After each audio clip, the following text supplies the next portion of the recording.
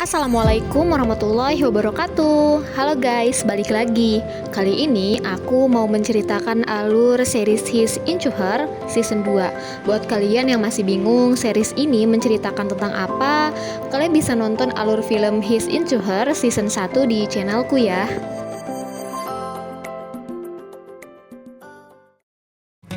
Pagi itu, Deb terbangun karena suara dering telepon dari Max. Setengah terkantuk, dia menyapa Max yang tengah memasak sarapan untuk ayahnya. Saat itu, mereka tengah menikmati suasana sebagai pasangan kekasih. Setelah sekian lama, Max mempertimbangkannya. Akhirnya, mereka memilih Backstreet dari ayahnya Max. Deb yang kesal dibangunkan dalam keadaan masih mengantuk meminta Max untuk memberikannya sebuah kiss dari jauh.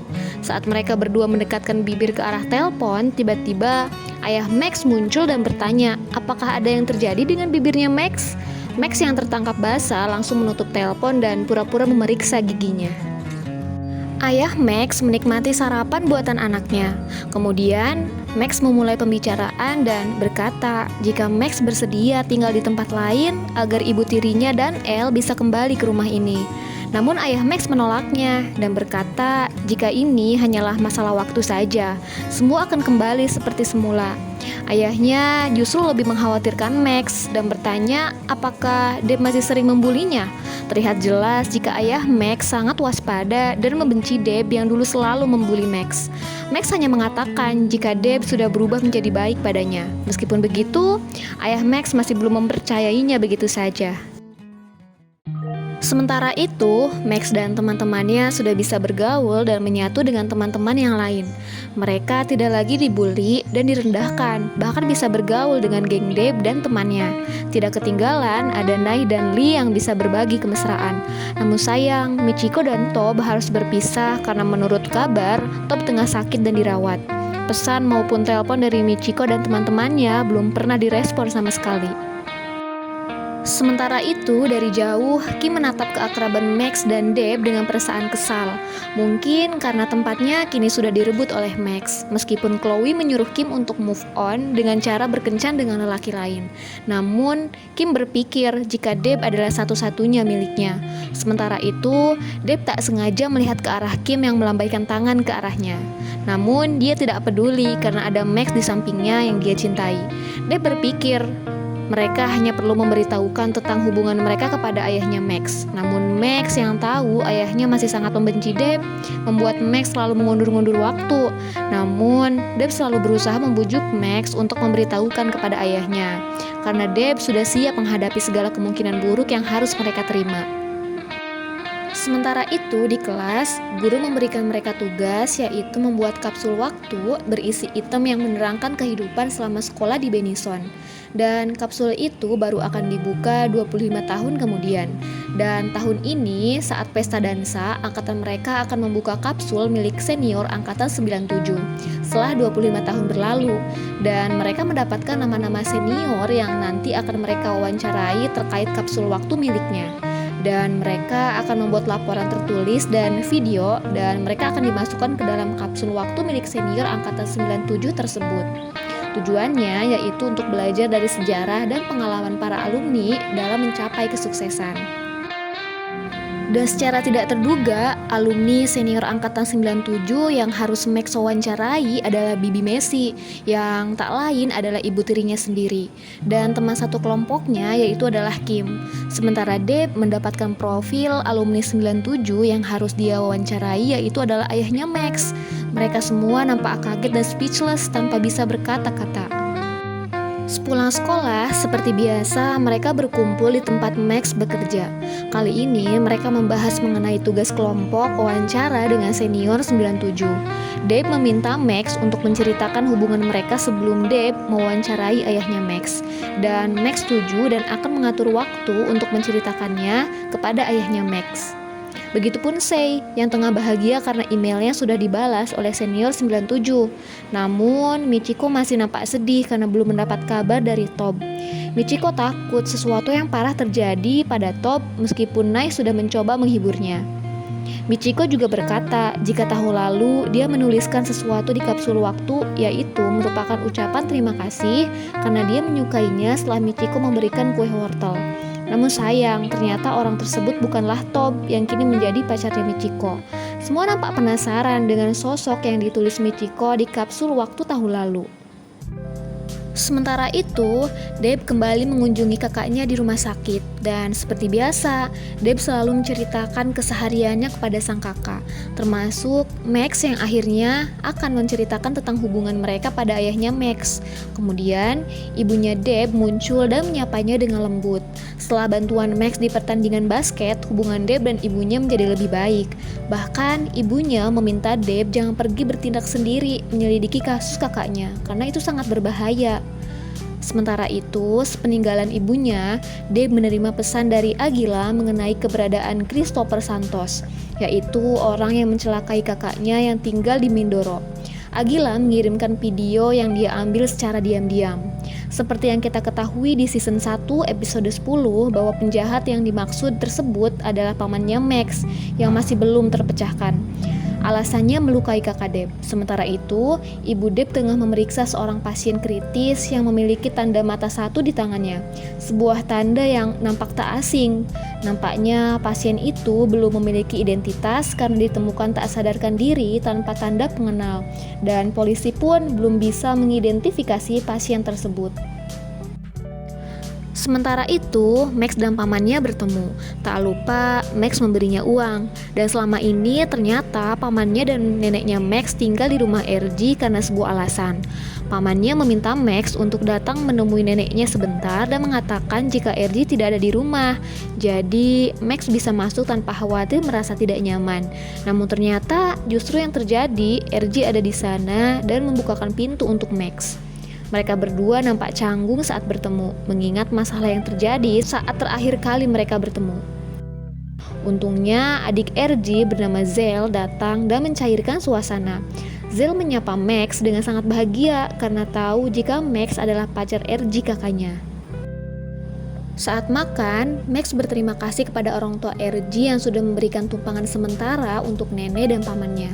Mereka membalas jika mereka senang karena dulu pun mereka yang menumpang di rumah nenek dan pamannya saat rumah mereka dalam masa perbaikan.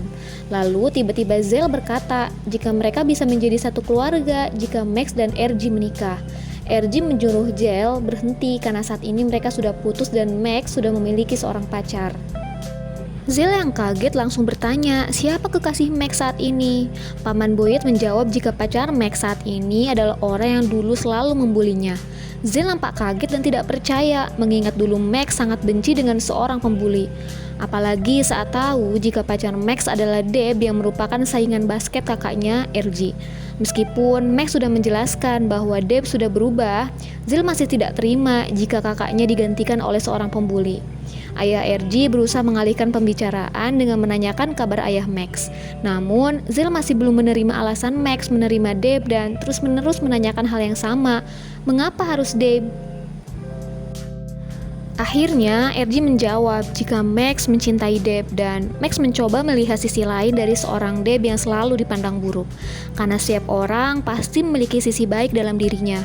Karena Max pun memaafkan RG karena mencoba melihat kebaikan yang pernah RG lakukan, bukan keburukan dan kesalahannya. Setelah makan, Max berterima kasih pada RG sebagai temannya karena sudah membantunya. Namun RG menjawab dengan kecewa, mengatakan jika saat ini dia tidak mau menjadi teman Max. Karena dia masih sangat mencintai Max, bagaimanapun caranya dia berusaha melupakan Max. Besoknya saat bekerja, Max nampak tidak semangat. Deb yang melihatnya langsung menanyakan keadaannya. Max akhirnya menceritakan kejadian kemarin saat dia makan malam dan RG yang membelanya saat Zell bertanya mengapa dia memilih Deb yang seorang pembuli daripada kakaknya RG. Deb nampak senang dengan bantuan RG meskipun mereka musuh dan meminta Max untuk selalu melihat kebaikan dari seseorang. Tak lama, Max dikagetkan dengan kemunculan Elle di tempat kerjanya. Sekedar informasi, pemeran Elle di season 2 ini memang digantikan oleh pemeran baru. Max yang melihat Elle langsung menghampirinya dengan senang, namun Elle takut jika temannya masih membenci Elle atas apa yang telah ia lakukan kepada Max dulu. Max menghiburnya dan mengatakan jika semua sudah berlalu, dan Max tidak pernah membencinya dan mereka pun berpelukan.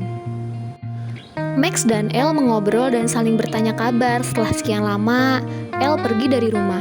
Elle saat ini sudah berubah dan sangat merindukan Max dan mengatakan jika dia sangat menyesal dengan perbuatannya dulu dan ingin keluarganya kembali bersama. Elle dan Max berjanji jika mereka akan membuat ayah dan bibi Messi kembali bersama. Sementara itu, Michiko dan teman-temannya nampak mengunjungi rumah Tob untuk menjenguknya. Michiko dan semangat membawakan banyak hadiah untuk memberikan dukungan kepada Tob. Namun saat bertanya kepada resepsionis, ternyata Tob dan keluarganya sudah pergi terburu-buru pada malam hari, disusul dengan polisi yang mencari Tob dan keluarganya setelah itu. Michiko dan teman-temannya langsung diam sejenak, kemanakah perginya Tob dan keluarganya. Michiko langsung bergegas menghubungi Tob, namun masih belum ada respon. Semua orang nampak membantu menghubungi Tob dan menenangkan Michiko yang sudah menangis sepanjang hari. Lalu tiba-tiba muncul Kim dan memberikan berita bahwa keluarga Tob dituduh melakukan korupsi 1 miliar peso di sebuah bank. Chloe mengatakan bahwa Tob dan keluarganya adalah pencuri dan penjahat. Namun Michiko berusaha membelanya. Dan Deb menyuruh mereka untuk diam dan tidak banyak berasumsi sebelum mengetahui fakta yang sebenarnya, karena bagaimanapun Tob adalah teman mereka. Scene berpindah saat ayah Max datang menemui bibi Messi yang nampak masih marah padanya. Dia mengatakan jika tidak mau kembali ke rumah selama masih ada Max di rumah itu.